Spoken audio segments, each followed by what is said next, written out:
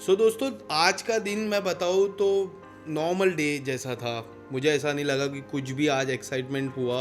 But मैं आप लोगों से एक कहना चाहूँगा कि आज मैंने हार्डली विवियन को 2 या 3 बार देखा। विवियन के फैंस को काफ़ी सारी उम्मीद है विवियन से, क्योंकि अक्सर विवियन के फैंस सिद्धार्थ शुक्ला से उनको कंपेयर कर रहे हैं। बट आज हार्डली 2 या 3 बार वो नज़र आए। फैंस भी कहते रहे कि विवियन कहाँ है, क्योंकि विवियन से उम्मीद ज़्यादा है। सो आज का एपिसोड काफ़ी अमेजिंग तो नहीं था मेरे हिसाब से।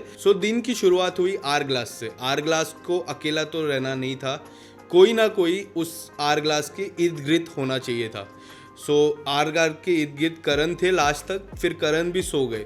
करण सोने के बाद बिग बॉस ने करण से कहा कि कोई एक सदस्य वो आर ग्लास के इर्द गिर्द होना चाहिए था, बट कोई भी सदस्य नहीं था। करण आप सो गए। ये गलत बात है, क्योंकि पहला ही टास्क था और पहले ही टास्क में इतने सीरियस नहीं नज़र आए हमारे घर के कंटेस्टेंट। इसके बाद बिग बॉस का एंथम बजा और हैप्पीली एंडिंग हुई। हैप्पीली एंडिंग होने के बाद करण और आफरीन खान एक साथ हुए और आफरीन खान ने बोला कि आप मुझे बोल देते, मैं आ जाता हूँ उस आर ग्लास के लिए। बट करण बोलते रहे थे कि आप तो थे नहीं उसमें, आप अवेलेबल नहीं थे। उसके बीच में वो लोग की थोड़ी चर्चा हुई, थोड़ी बहसबाजी हुई। सेकेंड एपिसोड में मैंने कहा था कि ये लोग का झगड़ा होने वाला है, और सेकेंड एपिसोड के स्टार्टिंग फेज में ही वो लोग का झगड़ा हो गया। इसके बाद हमारे लॉयर साहब फिर से आते। लॉयर साहब की चर्चा काफ़ी हो रही है इस बार। लॉयर साहब बैठते हैं, कुछ सदस्य और बैठते हैं उनके साथ, करण थे, काफ़ी और सदस्य भी थे। तो लॉयर साहब फिर से उद्धव ठाकरे जी का जिक्र करते हैं। पता नहीं क्या उनको प्रेम है उद्धव सर से। उद्धव ठाकरे जी कहते हैं कि उनकी सरकार गिराई, सरकार गिराने के बाद मेरे भी कुछ एमएलएस थे। आपको बता दूं, कुछ समय पहले उद्धव जी की सरकार थी और अब एकनाथ शिंदे जी की सरकार है। इन्होंने ये भी कहा कि मैंने मेरे एमएलएस भेजे थे। पता नहीं हमारे लॉयर जी क्यों ये चर्चा कर रहे हैं, किसको बताना चाह रहे हैं ये? क्या घर के सदस्य को बताना चाह रहे हैं कि पूरी ऑडियंस को बताना चाह रहे हैं जो ये शो देख रहे हैं? पता नहीं आपका क्या रिएक्शन है इसमें, बट मुझे तो ये अच्छा नहीं लग रहा है कि आप किसी एक्स सीएम को खींच रहे हो। आप बता रहे हो, कल उन्होंने बताया कि उनकी सरकार ऐसी थी, मैं जूनियर था, आज सीनियर। आज सडनली सीनियर कैसे हो गए? कल उन्होंने कहा मैं जूनियर था, आज बता रहे कि मेरे एमएलएस गए, तो मतलब आप आज सीनियर हो गए। और कुछ समय बाद उसके बाद हेमा जी को हमारे बिग बॉस ने कॉल किया जेल के अंदर। कॉल करने के बाद हेमा जी को कहा कि आपको है ना एक टिप देता हूँ, आप जेल से बाहर आ सकते हो, बट आपको कुछ शर्तें माननी पड़ेगी। तो आपको पता है दोस्तों, नॉर्मली हमें कोई जेल से बाहर निकालता है, कोई भी कंटेस्टेंट, क्योंकि आज तक जितनी भी बार कोई भी कंटेस्टेंट को ये मौका मिलता है आपको टिप देता हूँ आप जेल के बाहर आ जाना, तो हमेशा कोई भी कंटेस्टेंट जेल के बाहर आना चाहेंगे।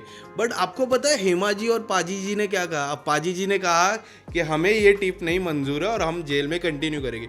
पता नहीं क्या चल रहा है हेमा जी और पाजी जी के बीच में, क्योंकि वो जेल में ही रहना चाह रहे हैं। इसी बीच ईशा जी ने भी कहा कि आपको क्या लगता है यार, छोटी सी जगह है बट एसी है, सब कंफर्टेबल है, बट छोटी सी जगह है, ये जेल थोड़ी ना हुई, ऐसा ईशा ने कहा। ये तो डिसीजन हुआ हेमा जी और पाजी जी का कि वो घर के अंदर रह गए। कुछ समय बाद आते हैं 3 बड़े बड़े बक्से, और उसमें क्या होता है? उसमें होता है राशन का सामान। राशन का जो सामान होता है वो अक्सर डिसाइड करते घर वाले कि किसको क्या क्या राशन मिलना वाला है। बट इस बार बिग बॉस ने टर्न एंड ट्विस्ट किया।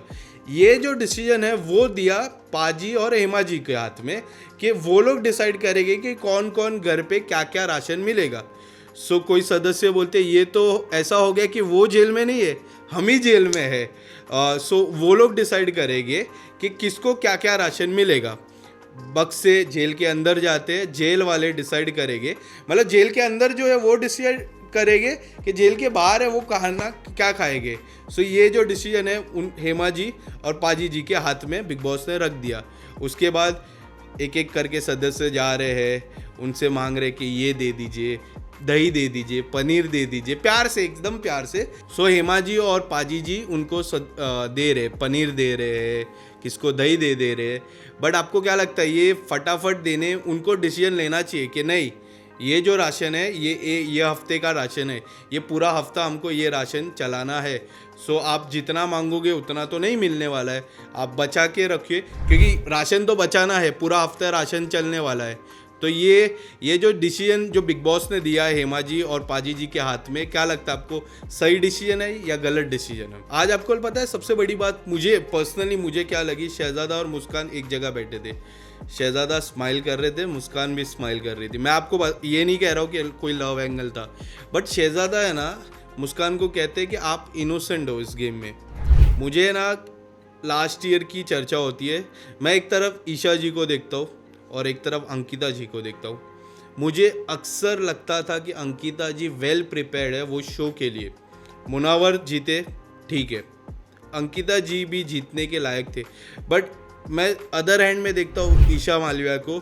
सो ईशा मालविया भी इनोसेंट थी। क्या आपको लगता है मुस्कान भी इनोसेंट है या नहीं? नीचे कमेंट सेक्शन में ज़रूर बताइए। मैंने आज थोड़ी चर्चा कम की है आप लोगों के साथ, पता है क्यों? क्योंकि मुझे आज का थोड़ा भी मज़ा नहीं आया, क्योंकि मेरे जो फेवरेट है, मेरे नहीं पूरे देश के फेवरेट विवियन डिसेना, देश के फेवरेट इसके लिए क्योंकि उनका कंपैरिजन सिद्धार्थ शुक्ला से हो रहा है, आज वो नज़र ही नहीं आए। सो मुझे आज तो थोड़ा भी मज़ा नहीं आया एपिसोड देखने में। मैं तो बोर हो रहा था, मैं चाह रहा था कंटिन्यू ये जल्दी जल्दी बंद करूँ, आप लोग को रिव्यू करूँ। सो डे 3 का मैं रिव्यू कल लेके आऊँगा। सो आज अगर मैंने कुछ मिस किया तो नीचे कमेंट सेक्शन में ज़रूर लिखना आप कि मैंने क्या मिस किया है। मैंने जो पॉइंट्स थे मैंने आपको बता दिया। सो नेक्स्ट वीडियो के लिए आप बने रहिए मेरे साथ। मेरा नाम है विशाल मुकेश अंबानी।